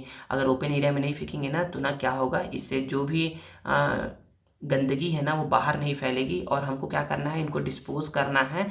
डिस्पोज मतलब कि हमको ऐसे जगह इनको जा करके रखना है ना, या ज़मीन के अंदर रखना है जिससे क्या हो, ये पॉल्यूशन क्रिएट ना करे। नेक्स्ट है plant more and more tree, हमको ज़्यादा ट्री लगाना है। They are the lungs of nature, ये क्या होते हैं, नेचर के लंग्स होते हैं, मतलब कि ये नेचर को साफ रखने में मदद करते हैं। नेक्स्ट है increase the height of the chimney of the factory so that polluting gases may not accumulate at lower level, और हम लोग क्या करेंगे, चिमनी का हाइट को बढ़ा देंगे। फैक्ट्रीज के जो भी चिमनी की हाइट है उनको बढ़ाने से क्या होगा, सपोज करें ना कि ना चिमनी का हाइट अगर इतना छोटा है, अगर छोटा सा है, मान लीजिए कि बहुत छोटा है ना चिमनी का हाइट, तो क्या होगा, इसका जो एसेस निकलेगा ना वो केवल इतने एरिया तक को क्या करेगा, वो एसेस जाएगा। और अगर मान लीजिए कि चिमनी का हाइट बड़ा है, थोड़ा सा बड़ा कर देंगे, चिमनी का हाइट क्या करेंगे, हल्का सा बड़ा कर देंगे, तो वो क्या होगा, ये थोड़ा सा और ज़्यादा एरिया तक हो जाएगा। सर क्या होगा, इससे पॉल्यूशन तो उतना ही होगा। बच्चे पॉल्यूशन होगा, लेकिन अब क्या देख रहे हैं हम लोग देख रहे हैं ना कि अब जो वो ऐश है ना वो ज़्यादा एरिया में फैला है, तो इससे क्या होगा, जो लोअर साइड में जो एशेस का जो प्रॉब्लम था ना वो थोड़ा सा क्या हो जाएगा, कम हो जाएगा। समझ में आ गया। नेक्स्ट है adopt habits which encourage in controlling pollution, तो ऐसे हैबिट्स को हमको अडॉप्ट करना है ना जो कि एनकरेज करते हैं पॉल्यूशन को कंट्रोल करने के लिए, कि हम लोग क्या करेंगे, मतलब कि ये सारे हैबिट्स को हम लोग अडॉप्ट करेंगे। ठीक है। नेक्स्ट है avoid smoking and encourage habits to avoid smoking, मतलब कि स्मोकिंग करने, मतलब कि स्मोकिंग नहीं करना है, और जो भी स्मोकिंग कर रहा है उनको बोलना है ना कि स्मोकिंग आप ना करिए, ये बैड हैबिट्स हैं। ठीक है ना, इससे क्या होता है, एयर पॉल्यूशन होता है। नेक्स्ट है अवॉइड और at least decrease the uses of scent, air freshener, cosmetic spray and such spray, और घरों में आप जो भी यूज़ करते हो, स्प्रे, फॉग, कुछ भी डीओ यो कुछ भी यूज़ करते हो ना, तो उसको क्या करना है, उसको कम से कम यूज़ करना है।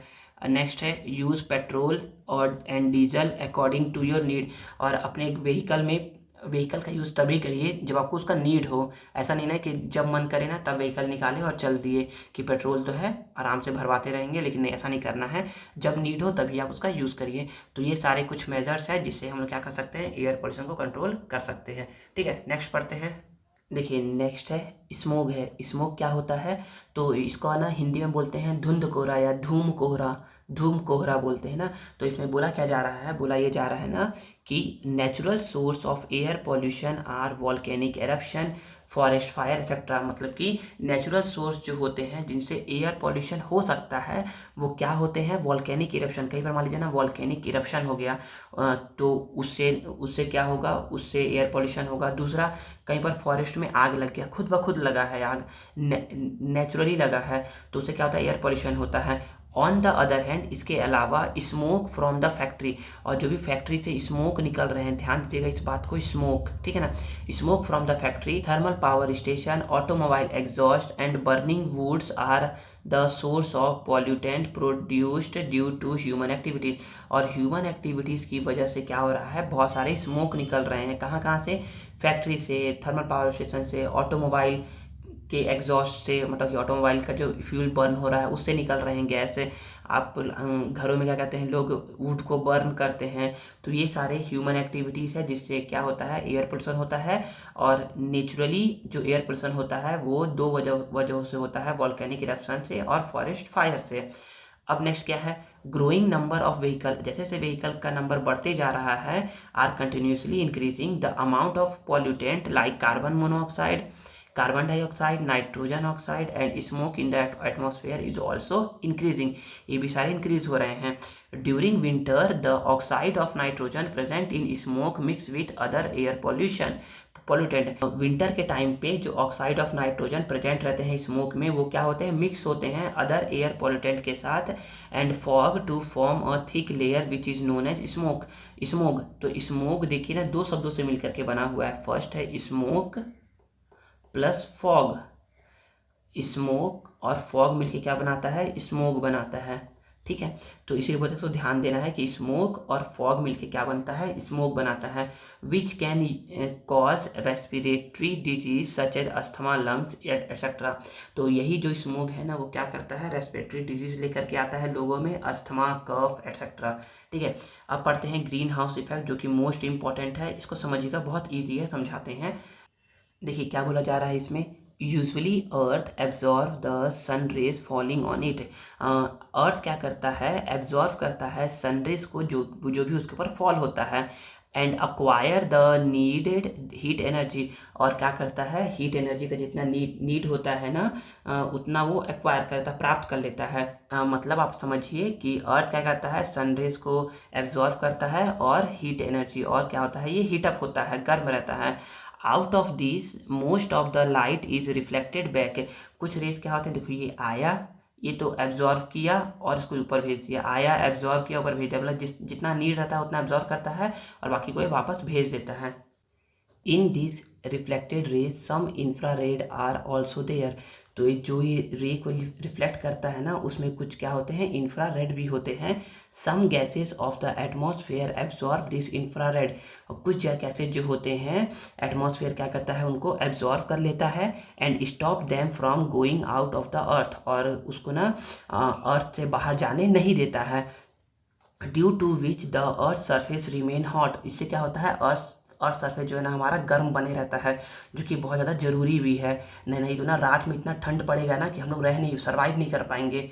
ठीक है, नेक्स्ट बोला जा रहा है, carbon dioxide, carbon monoxide, methane, chlorofluorocarbon are gases which absorb infrared raise.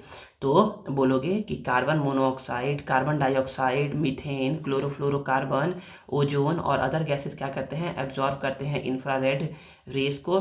These are known as green house gases. तो ये क्या है, ग्रीन हाउस गैसेस है। लेकिन अगर ना पूछता है ना कि मेन ग्रीन हाउस गैसेस कौन कौन से हैं, या ग्रीन हाउस गैसेस कौन कौन से हैं ना, तो ना याद रखिए किस किस का नाम लेंगे। सबसे पहले नाम लेंगे मेथेन का, ठीक है। फिर इसके बाद नाम लेंगे नाइट्रस ऑक्साइड का। क्या बोलोगे, नाइट्रस ऑक्साइड, मेथेन, पहले first methane, nitrous oxide, methane, nitrous oxide. फिर थर्ड बोलोगे कार्बन डाइऑक्साइड। क्या बोलोगे, carbon dioxide, methane, nitrous oxide, carbon dioxide. और फोर्थ बोलोगे वाटर वेपर। क्या बोलोगे, वाटर वेपर। यही क्या है, मेन ग्रीन हाउस गैसेस होते हैं। ठीक है, stopping the infrared rays by these gases is what we call greenhouse effect। मतलब कि जो भी इंफ्रारेड रेस को रोक देते हैं हम लोग बाहर जाने से, उसी इफेक्ट को बोलते हैं हम लोग ग्रीन हाउस इफेक्ट बोलते हैं। Stopping the infrared rays by these gases. तो जो ये सारे गैसेस हैं, ये सारे गैसेस जब देखिए सन से क्या आया, सन से करके रेज आया, रेज यहाँ पर टकराया अर्थ सरफेस पे, और ये फिर से जा रहा है, और कुछ गैसेस क्या कर रहे हैं, इसको रोक दे रहे हैं।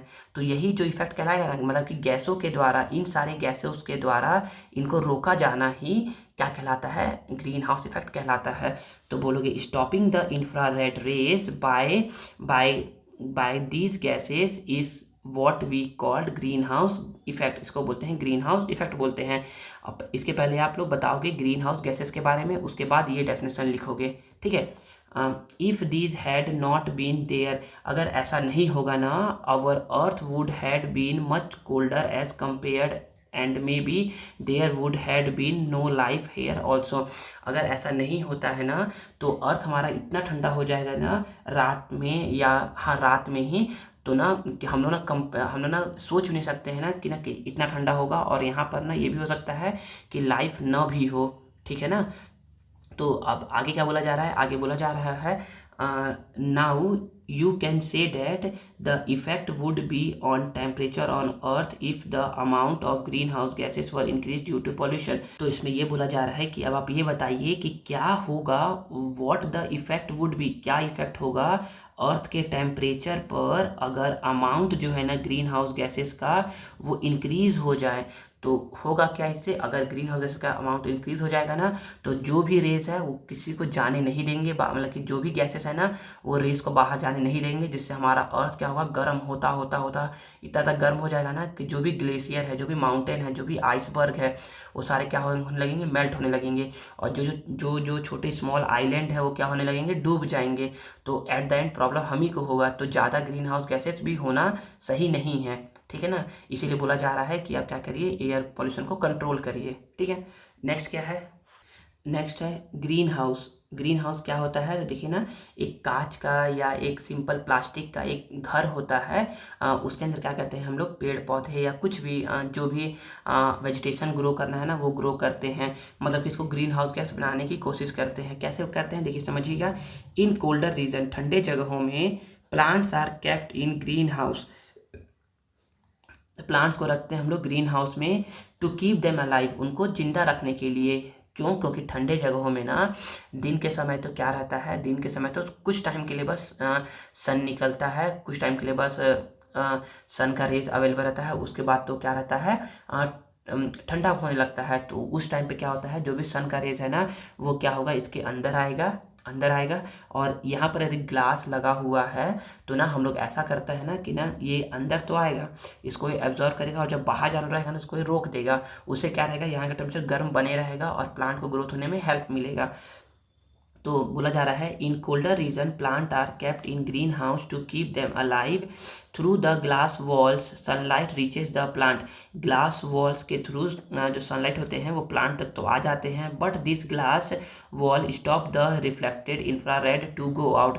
लेकिन जो ये ग्लास है ना, ये ना इंफ्रारेड को बाहर जाने से रोक देते हैं, ठीक है। Due to which the temperature inside remain high, इससे होता ये है कि जो टेम्परेचर होता है ना अंदर का वो गर्म बने रहता है। And require heat for the plant to life is attend, और यही जो है ना प्लांट के ग्रोथ करने में हेल्प करता है। Such room made of glass for the plant is called green house, और ऐसे ही रूम जो कि ग्लास के बने होते हैं प्लांट को सर्वाइव करने के लिए, उसको हम बोलते हैं ग्रीन हाउस बोलते हैं। आई होप समझ में आ गया होगा आपको। देखिए अब नेक्स्ट है एसिड रेन। एसिड रेन क्या होता है समझते हैं। एसिड रेन एटमॉस्फेयर में क्या होता है, सल्फर नाइट्रोजन ऑक्साइड क्या होते हैं, प्रेजेंट होते हैं। तो जब क्या होता है रेन के टाइम पे ना, जब रेन होता है ना तो क्या होते हैं, इसके जो ऑक्साइड रहते हैं ना, सल्फर और नाइट्रोजन के ऑक्साइड, वो क्या होते हैं, मिक्स हो जाते हैं इस रेन वाटर के साथ और मेक इट मोर एसिडिक, और जो रेन वाटर गिरता है ना उसको ना ज़्यादा ही एसिडिक बना देते हैं। This is called rain water. तो मतलब सिंपल समझिए कि जब क्या होते हैं एटमॉस्फेयर में सल्फर और नाइट्रोजन के ऑक्साइड ना रेन वाटर से रिएक्शन करते हैं तो क्या करते हैं, वो रेन वाटर को और भी ज़्यादा एसिडिक बना देते हैं। तो रेन वाटर का एसिडिक बनना ही क्या कहलाता है, एसिड रेन कहलाता है, ठीक है। तो कौन कौन से एसिड रिलीज होते हैं, तो nitric acid and sulphuric acid are mainly present in it. तो नाइट्रिक एसिड और सल्फ्यूरिक एसिड क्या रहते हैं, प्रेजेंट रहते हैं। तो यहाँ बोला जा रहा है कि सल्फर ऑक्साइड, बोला जा रहा है सल्फर ऑक्साइड, तो सल्फर ऑक्साइड जब वाटर से रिएक्शन करेगा, कौन सा वाटर, रेन वाटर, तो क्या बनाएगा, सल्फ्यूरिक एसिड बनाएगा। देखिए एसिड बन गया, सल्फ्यूरिक एसिड क्या होता है, सॉरी सल्फ्यूरस एसिड बनाएगा, सल्फ्यूरस एसिड। और फिर सल्फर डाइऑक्साइड वाटर से और ऑक्सीजन से दोनों से रिएक्शन करेगा तो बनाएगा सल्फ्यूरिक एसिड। देखिए सल्फ्यूरस में H2SO3 है और सल्फ्यूरिक में क्या है, H2SO4 है। यहाँ पर ऑक्सीजन का डेफिशिएंसी था इसीलिए सल्फ्यूरस एसिड बना। यहाँ पर ऑक्सीजन एक और आकर के मिक्स हो गया इसके साथ तो क्या बन गया, सल्फ्यूरिक एसिड बन गया। तो देखिए सल्फ्यूरिक एसिड क्या है, ज़्यादा एसिडिक है, ये कम एसिडिक है और ये क्या है, ज़्यादा एसिडिक है। वैसे ही जब नाइट्रोजन ऑक्साइड भी क्या होगा, H2O के साथ मिलेगा ना, H2O मतलब रेन वाटर मिलेगा ना, तो क्या बनाता है, नाइट्रिक एसिड बनाता है और नाइट्रस एसिड बनाता है। नाइट्रिक एसिड बहुत ज़्यादा खतरनाक होता है, बहुत ज़्यादा एसिडिक होता है कंपेयर टू नाइट्रस एसिड के कंपेरिजन में। तो इस तरीके से हम बोल सकते हैं ना कि जो भी एटमॉस्फेयर में प्रेजेंट है सल्फर और नाइट्रोजन के ऑक्साइड, वो क्या करते हैं जब मिक्स होते हैं रेन वाटर के साथ तो क्या करते हैं रेन वाटर को और ज़्यादा एसिडिक बना देते हैं। यही जो एसिडिक बनने का जो प्रोसेस है ना, इसी को बोलते हैं एसिडिक रेन, ठीक है ना। और नाइट्रिक एसिड और सल्फ्यूरिक एसिड क्या रहते हैं, मेनली प्रेजेंट रहते हैं इसमें। सल्फ्यूरिक एसिड और नाइट्रिक एसिड क्या रहते हैं, प्रेजेंट रहते हैं, ठीक है। इफेक्ट ऑफ एसिड रेन, क्या इफेक्ट होता है एसिड रेन का, अगर एसिड रेन है तो क्या क्या इफेक्ट होगा ह्यूमन लाइफ पे और भी लिविंग ऑर्गेनिज्म पे या किसी पर भी। तो पहला इफेक्ट है ड्यू टू एसिड रेन की वजह से plant leaves turn yellow and fall of, plant के लीव्स क्या होते हैं, येलोइश हो जाते हैं और पौधों से पेड़ों से गिर जाते हैं।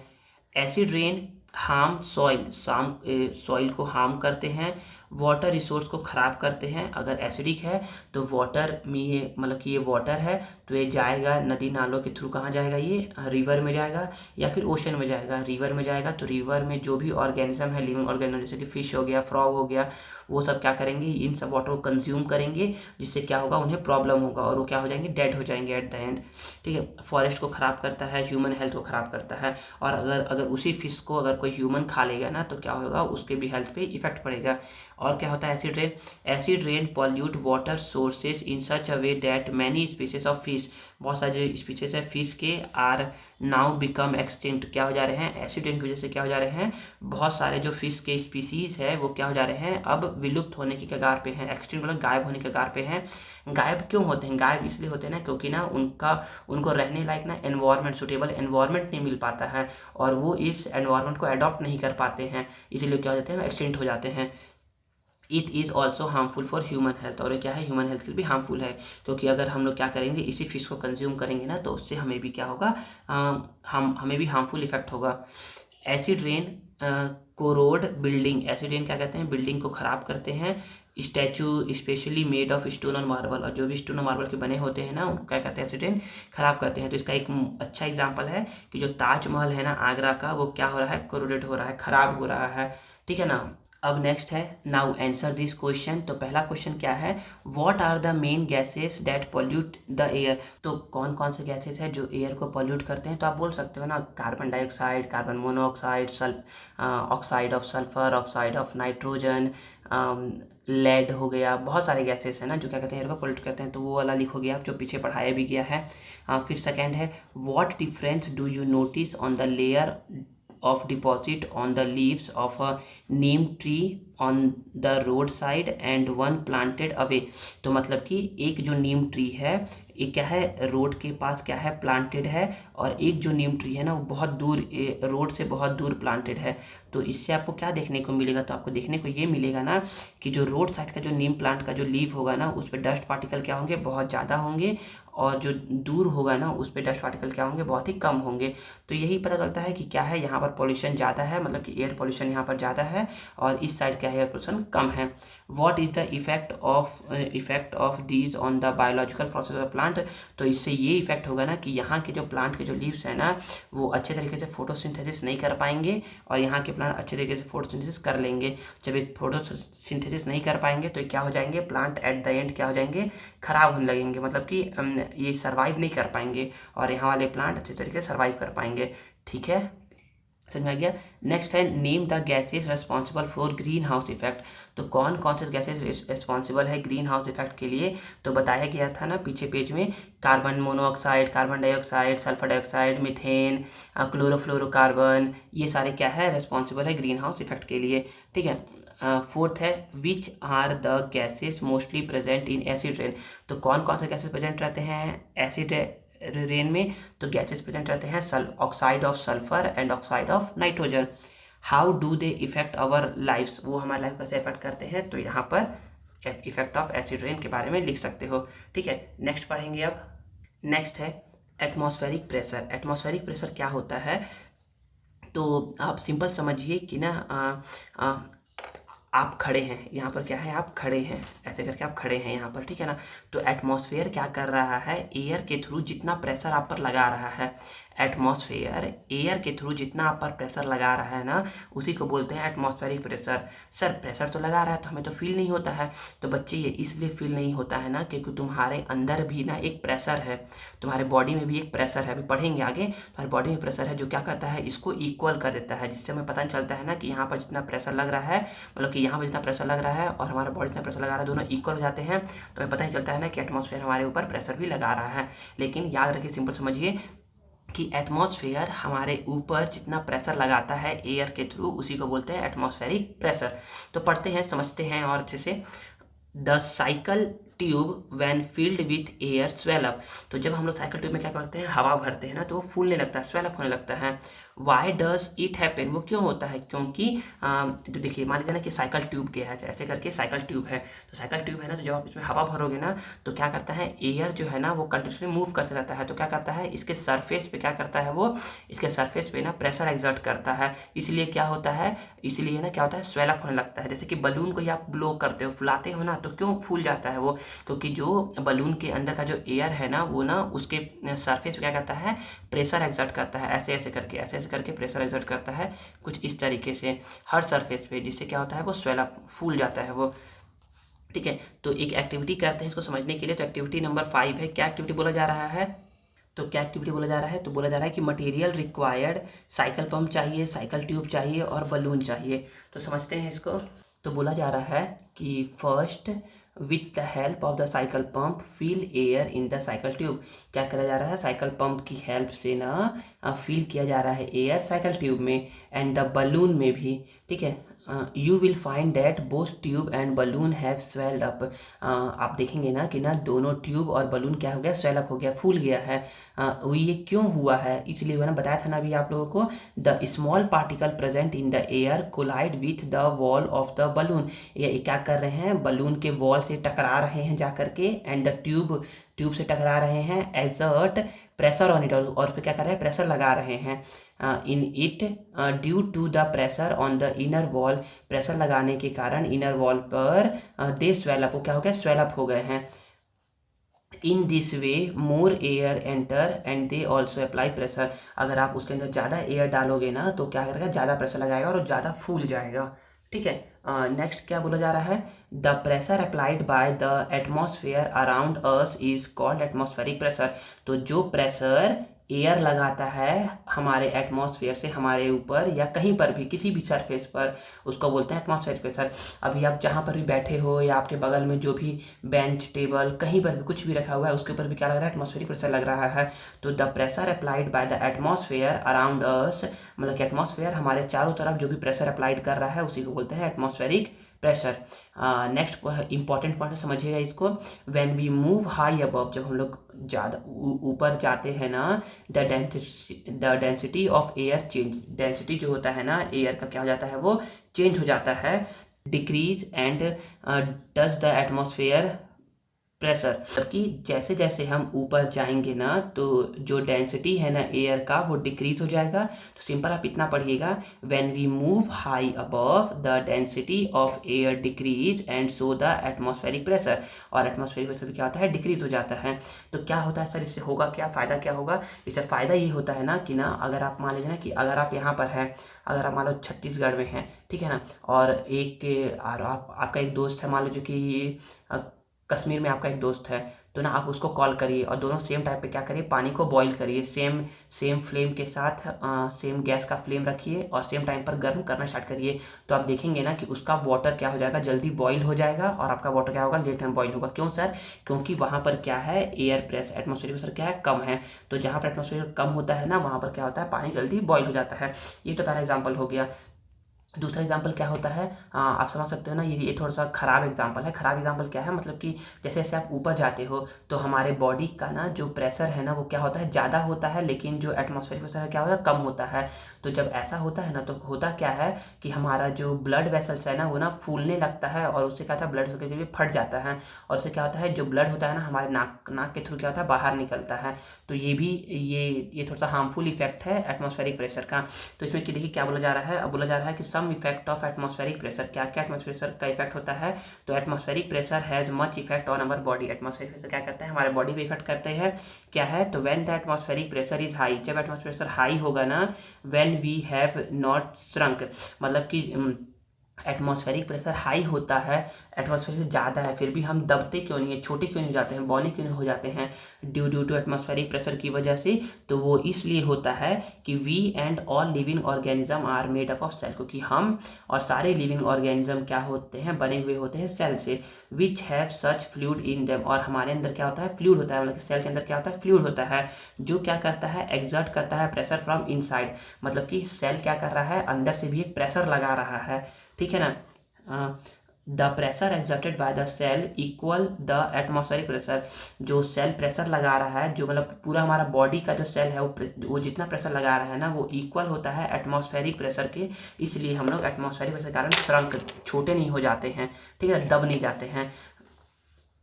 फिर नेक्स्ट है what would happen if the pressure exerted from inside the cell were greater than the atmospheric pressure. अगर क्या होगा, हमारे अंदर का जो प्रेशर है ना, वो क्या हो जाएगा? ज़्यादा हो जाएगा ना, तो क्या होगा? तो यही होता है ना, जब प्रेशर ज़्यादा हो जाता है ना, तो क्या होता है? जो ब्लड वेसल्स है ना, वो ना फट जाते हैं, और हमारे उसके थ्रू क्या होता है? ब्लड जब फटता है ना, तो ना हमारे ना बॉडी से ना ब्लड बाहर निकलने लगता है, ठीक है। तो यही होता है। आगे पढ़ते हैं एक्टिविटी 6। देखिए एक्टिविटी 6 क्या बोल रहा है? एक्टिविटी 6 बोल रहा है material required an empty bottle of glucose, एक ग्लूकोज का खाली डब्बा चाहिए हम लोग को, बॉटल चाहिए, कॉर्क चाहिए, 2 कर्व ग्लास ट्यूब चाहिए, 2 कर्व ग्लास ट्यूब चाहिए, और बलून चाहिए। First make the hole in the cork, पहले क्या करो? कॉर्क में 2 होल करो, and insert the glass tube as shown in figure, जैसा कि ग्लास ट्यूब इंसर्ट किया गया है वैसा उसको इंसर्ट करो। Place a balloon in the lower end of the one tube, और एक एंड में क्या करिए आप? बलून लगा लीजिए, ठीक है। Now tighten the cork to the bottle and through the second tube suck out the air from the bottle. क्या करिए? कॉर्क को टाइट करिए, और फिर ना दूसरे एंड से क्या करिए? मतलब कि जो दूसरा जो ट्यूब है ना, ग्लास ट्यूब, उससे क्या करिए आप? एयर को सक करिए। सक करना मतलब बाहर की ओर पानी खींचना है हवा को, मतलब इससे हवा को खींचना है, क्योंकि इसके अंदर तो हवा प्रेजेंट होगा, एयर प्रेजेंट होगा इसके खाली बोतल के अंदर। कोई पूछे ना कि खाली बोतल के अंदर क्या प्रेजेंट है, तो बोलोगे एयर प्रेजेंट है, ठीक है। On doing this see how it effect the balloon in side, और जब आप ऐसा करोगे ना, तो क्या आपको देखने को मिलेगा? देखिए ऐसा कर रहा है तो क्या देखने को मिल रहा है? कि बलून क्या हो रहा है? स्वेल अप हो रहा है, फूल रहा है। क्यों फूल रहा है? देखिए, you will find that the balloon slowly swell up, balloon क्या हो रहा है? फूल रहा है।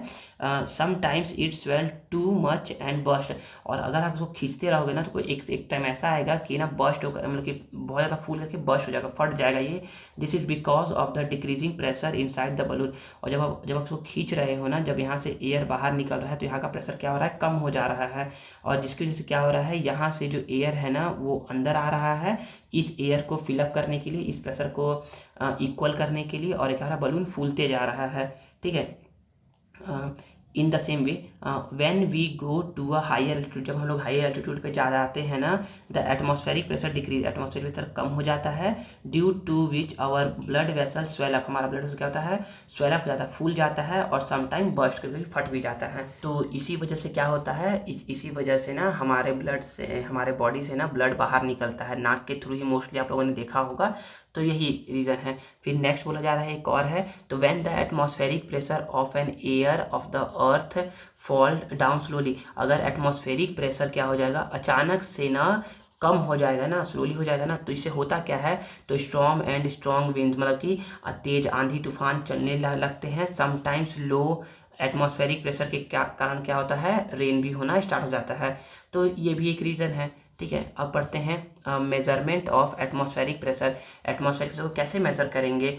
तो to measure atmospheric pressure Torricelli in 1643 made an instrument, तो एटमॉस्फेरिक प्रेशर को मेजर करने के लिए टॉरिसेली ने ना 1643 में एक इंस्ट्रूमेंट बनाया, विच इज़ कॉल्ड बैरोमीटर। तो याद रखिए बच्चों आज से कि एटमॉस्फेरिक प्रेशर को मेजरिंग करने का एक इंस्ट्रूमेंट होता है, जिसको क्या बोलते हैं? बैरोमीटर। बैरोमीटर से आप क्या करते हो? एटमॉस्फेरिक प्रेशर को मेजर करते हो। इसको किस साइंटिस्ट ने बनाया था? टॉरिसेली ने बनाया था। कब बनाया था? 1643 में बनाया था, ठीक है। The measure of atmospheric pressure, तो जो एटमॉस्फेरिक प्रेशर का जो मेज़र है ना, एटमॉस्फेरिक प्रेशर, वो किसके इक्वल होता है? वो इक्वल होता है 1.013 इंटू 10⁵ पास्कल या फिर न्यूटन पर मीटर स्क्वायर। तो सिंपल बोलिएगा 1.013 into 10⁵ Newton per metre square, Newton per metre square. तो याद रखिए ना, पूछा जाता है ना कि 1 pascal is equal to, 1 pascal को पीए बोलते हैं, 1 पास्कल इज इक्वल टू कितना होता है? तो अब 1 न्यूटन पर मीटर स्क्वायर कितना होता है? 1 pascal is equal to 1 newton per metre square होता है। या फिर बोला जाएगा 76 centimetre of column of mercury. तो मर्क्यूरी मतलब कि एक ट्यूब में अगर एक मर्क्यूरी भरा हुआ है ना, पारा भरा हुआ है, तो उसमें जो 76 सेंटीमीटर अगर वो हाइट तक जाता है, इसका मतलब ये है कि वो 1 एटमॉस्फेरिक प्रेशर पर है। ठीक है। अब नेक्स्ट एक्टिविटी है, do liquid exert equal pressure at the same depth.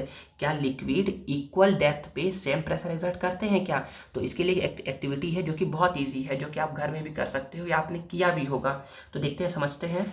तो देखिए, इस एक्टिविटी में क्या बोला जा रहा है? बोला जा रहा है कि मटेरियल रिक्वायर्ड क्या चाहिए? एक एम्प्टी ग्लास बॉटल चाहिए और सिलेंडर कंटेनर चाहिए और वाटर चाहिए। इसमें करने के लिए क्या बोला जा रहा है? तो make small holes and at an equal height from the bottom of the bottle और कंटेनर। तो चाहे तो आप एक बॉटल लीजिए, चाहे तो आप एक कंटेनर लीजिए, उसमें इक्वल हाइट पर, बॉटम से इक्वल हाइट पर क्या करिए? कुछ होल करिए। तो 4 to 5 होल कर सकते हैं आप, होल करिए container with the help of nails, या किसी से भी कर सकते हैं होल आप। Now fill the bottle with water, और क्या करिए? बॉटल को वाटर से फिल करिए। Does the stream of water coming out from each holes fall at the same distance. तो जो भी वाटर निकलेगा ना इस होल से, क्या वो सेम डिस्टेंस पे निकलेगा? तो क्या तो निकलेगा क्या? तो हाँ, वो सेम डिस्टेंस पे निकलेगा। जब आप ऐसा करोगे ना, तो देखोगे ना कि वो सेम डिस्टेंस पे क्या कर रहा है? निकल रहा है। तो इससे पता क्या चलता है? From this water this activity सोच दैट, ये एक्टिविटी बताता है ना कि लिक्विड क्या करता है? एक्सर्ट करता है equal pressure on the wall of container at equal height और डेप्थ। तो वो इक्वल हाइट पे, इक्वल डेप्थ पे क्या करता है? वो इक्वल प्रेशर एक्सर्ट करता है। ठीक है। तो यहाँ तक आई थिंक आप लोग को समझ में आ गया होगा। अब है नाउ आंसर दिस क्वेश्चन। अब ये लास्ट आंसर क्वेश्चन है, उसके बाद फिर एक्सरसाइज क्वेश्चन है। तो पहला क्वेश्चन क्या बोला जा रहा है? What do you understand by atmospheric pressure. तो एटमॉस्फेरिक प्रेशर क्या होता है? तो पीछे डेफिनेशन पढ़ाया गया था ना, तो उसको बोलता है एटमॉस्फेरिक प्रेशर, या तो वी हैव लर्नट में ना दिया हुआ है एटमॉस्फेरिक प्रेशर। तो आप लोग को दिखा देंगे अभी कुछ देर में। सेकेंड क्वेश्चन है, what will happen to the human body if the pressure of an area suddenly decrease. तो किसी भी if the air pressure of an area suddenly decrease, तो ह्यूमन बॉडी पे क्या इफेक्ट पड़ेगा जब एयर प्रेशर क्या हो जाएगा? डिक्रीज हो जाएगा। तो बताया जा रहा है कि ना जो हमारे अंदर का जो बॉडी का जो प्रेशर है क्या हो जाएगा? वो ज़्यादा हो जाएगा, जिससे ना ब्लड वेसल स्वेलअप हो जाएगा, और समटाइम्स क्या होता है? बस्ट जाता है, जिससे हमारे क्या होता है? बॉडी के थ्रू क्या होता है? ब्लड बाहर निकलने लगता है, स्पेशली थ्रू नोज, नॉस्ट्रिल के थ्रू बाहर निकलता है। ठीक है। तो यहाँ पर होता है हमारा चैप्टर खत्म। इसके अब पढ़ते हैं क्वेश्चन आंसर को पढ़ते हैं। तो देखिए, एटमॉस्फेरिक प्रेशर का ना यहाँ पर डेफिनेशन दिया हुआ है, तो आप इसको पढ़ सकते हैं। ठीक है। नेक्स्ट है now answer for the practice. क्या है? पहला, चूज द करेक्ट अल्टरनेटिव्स। तो बोला जा रहा है which gas has the highest percentage in air. तो कौन सा गैस हाई परसेंटेज में है? तो नाइट्रोजन है। Nitrogen is used in the storage of food items, because nitrogen को यूज़ किया जाता है फूड आइटम को स्टोर करने के लिए। क्यों? क्योंकि ये क्या करता है? फूड आइटम को फ्रेश रखता है। ठीक है। नेक्स्ट है unit measure of atmospheric pressure. तो क्या होता है? यूनिट मेजर क्या होता है? 76 सेंटीमीटर ऑफ मर्क्यूरी कॉलम वाला जो होता है वो है। नेक्स्ट है oxygen gas as compared to water. Oxygen gas क्या होता है? वाटर कंपेयर में लाइटर होता है, हल्का होता है। The cause of heating up of our atmosphere, उसको क्या बोलते हैं? उसको बोलते हैं ग्रीन हाउस इफेक्ट बोलते हैं, कि अर्थ का क्या होना? गर्म होना ग्रीन हाउस इफेक्ट कहलाता है। ठीक है। नेक्स्ट पढ़ते हैं। देखिए, next fill in the blanks क्या बोल रहा है? Next fill in the blanks बोल रहा है dash gas help in burning. तो oxygen gas help in burning of a nitrogen rich fertiliser dash is the main source. तो फर्टिलाइजर का मेन सोर्स क्या है? अमोनिया। क्या है? अमोनिया। ठीक है। थर्ड क्वेश्चन है the atmospheric pressure dash on going upward.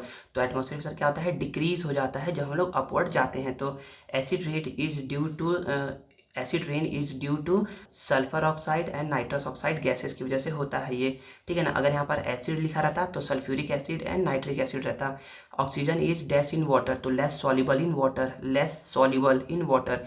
Find the correct statement from this and write the wrong sentence correctly. तो the percentage of oxygen in air is 10%, तो क्या है, रॉन्ग है, क्या है ये, रॉन्ग है। तो बोलोगे the percentage of oxygen in air is 21%, ठीक है। सेकंड है on heating potassium permanganate we get nitrogen gas, no, wrong है। तो on heating potassium permanganate we get oxygen gas. फिर नेक्स्ट है sulphur dioxide when mixed with air polluted, तो yes sulphur dioxide क्या होता है, जब मिक्स होता है एयर के साथ तो क्या होता है, उसको पॉल्यूट करता है, तो बिल्कुल सही बोल रहा है। The air pressure in the balloon is due to the air field in it striking the wall of the balloon, तो बिल्कुल सही है कि एयर प्रेशर क्या होता है, जब बलून में जो गैस पार्टिकल होते हैं ना वो उसके ऊपर प्रेशर लगाते हैं, तो ट्रू है। Because of the inertness of nitrogen gas it is field in electric bulb, तो इलेक्ट्रिक बल्ब में क्या है, फील्ड रहता है क्या, यस ये बिल्कुल सही है, बिल्कुल सही है, ये क्या रहता है, इलेक्ट्रिक बल्ब में फील्ड रहता है, सही बोल रहा है ये। नेक्स्ट है match the following. Green house effect, green house effect कौन कौन लेकर के आता है, तो ग्रीन हाउस इफेक्ट लेकर के आता है कार्बन डाइऑक्साइड पहला। ऑक्सीजन, ऑक्सीजन हेल्प करता है रेस्पिरेशन में। Nitrogen, nitrogen keeping our food item fresh.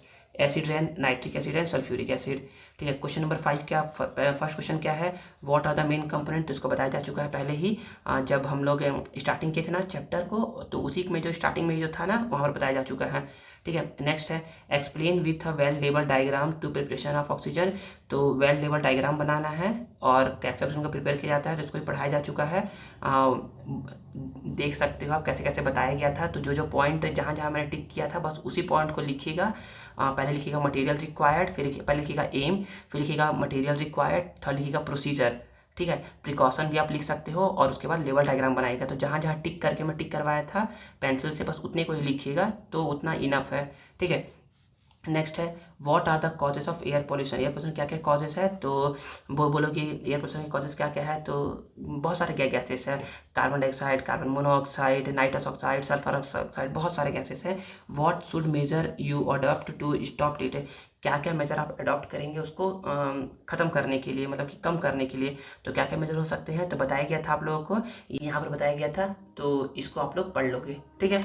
Next है what are the main use of nitrogen gas, nitrogen gas का मेन यूज़ क्या क्या है, तो यहाँ पर बताया गया है नाइट्रोजन गैस का main uses of nitrogen gas, तो यहाँ से आप लिख सकते हो नाइट्रोजन गैस का यूजेस। फिर नेक्स्ट है व्हाट इज एसिड रेन, तो एसिड रेन को भी बता दिया गया है और how it harmful to us, तो यहाँ पर बताया गया है एसिड रेन का डेफिनेशन भी है और यहाँ पर है हार्मफुल इफेक्ट क्या क्या होते हैं, ये होते हैं। तो यहाँ पर होता है हमारा चैप्टर पूरा कंप्लीट।